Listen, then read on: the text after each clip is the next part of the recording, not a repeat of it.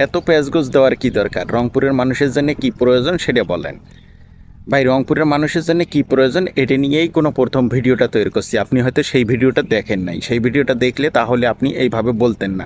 রংপুরের মানুষের প্রয়োজন হচ্ছে কর্মসংস্থানের ব্যবস্থা করা। রংপুরের মানুষের প্রয়োজন হচ্ছে রংপুরের উন্নয়ন।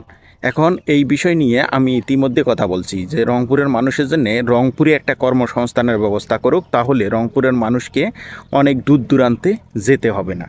দেখা গেছে যে রংপুরের মানুষ যদি একটা কর্ম প্রয়োজন হয় বা একটা কর্ম করার দরকার হয়, সেই কর্মটা করার জন্য তাকে যেতে হয় ঢাকা, চট্টগ্রাম, সিলেট, মানে বিভিন্ন ডিস্ট্রিক্টে যেয়ে কর্ম করতে হয়। কারণ রংপুরে যে পরিমাণ কর্মসংস্থানের ব্যবস্থা আছে, তাতে রংপুরের মানুষ সেখানে কর্ম করে তাদের জীবন জীবিকা নির্বাহন করতে পারে না। রংপুরের মানুষ একমাত্র কৃষির সাথে সম্পৃক্ত, কারণ এই জায়গার মধ্যে, এই রংপুরের মধ্যে তেমন কোনো কলকারখানা বা কর্মসংস্থানের ব্যবস্থা নাই যে তারা সেখানে গিয়ে কর্ম করবে। একমাত্র কর্মসংস্থানের ব্যবস্থা আছে কৃষিকাজ। তারা কৃষিকাজ, এই যে মাসের মধ্যে বৎসরে দেখা গেছে যে 2 সিজন কৃষিকাজ চলে। এই 2 সিজনে কতদিন কৃষিকাজ করতে পারে? দেখা গেছে যে সর্বোচ্চ আমনের সিজনে 15 দিন, গাড়াগাড়ির টাইমে 15 দিন, কাটা ছিটার টাইমে মানে ফসল কাটার টাইমে হচ্ছে 15 দিন, এই 1 মাস। আবার দেখা গেছে যে 6 মাস পরে আবার 15 দিন, 15 দিন 1 মাস, এই হচ্ছে 12 মাসের ভিতরে তাদের মাত্র কাজ থাকে কয়দিন? 2 মাস।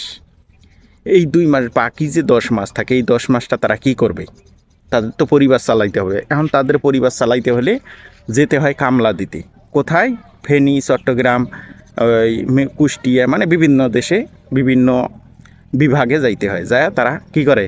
ওই কামলা যায় দিয়ে কৃষিকাজ করে, বিভিন্ন রকম কাজ করে তারা তাদের জীবিকা নির্বাহন করে। আর যদি তাদের জন্য রংপুর বিভাগে একটা কর্মসংস্থানের ব্যবস্থা থাকতো, তারা এখন সেখানে কর্ম করতে পারতো, পাশাপাশি তারা তাদের বাড়ির যে প্রয়োজনীয় কাজগুলো আছে সেগুলোও সারতে পারতো।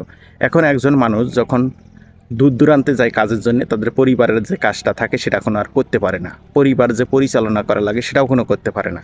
দেখা গেছে যে যারা ঢাকা শহরে যায়, তারা ওই ঢাকা শহরে 6 মাস, 3 মাস, 9 মাসে বাড়িতে এসে 2 দিন 3 দিন সময় পায়। এখন 2 দিন 3 দিন সময় পায়, সেখানে এসে কি করবে? এখন বাড়ির কাজ কোনো করতে পারবে না।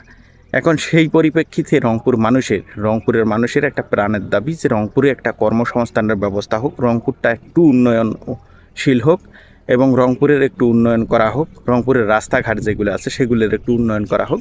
এইটাই হচ্ছে রংপুরের মানুষের দাবি। এখন হয়তো বা আপনাকে বুঝাইতে পারছি। তো আমরা চাই আমাদের রংপুর বিভাগটাকে একটু উন্নত করুক, রংপুর বিভাগে একটু কর্মসংস্থানের ব্যবস্থা করুক, রংপুরের মানুষ রংপুরেই কর্ম করে খাও। এখন বুঝতে পারছি। যদি বুঝে থাকেন অবশ্যই ভিডিওটা শেয়ার করবেন এবং আপনাদের মূল্যবান মতামত কমেন্ট করে জানাবেন।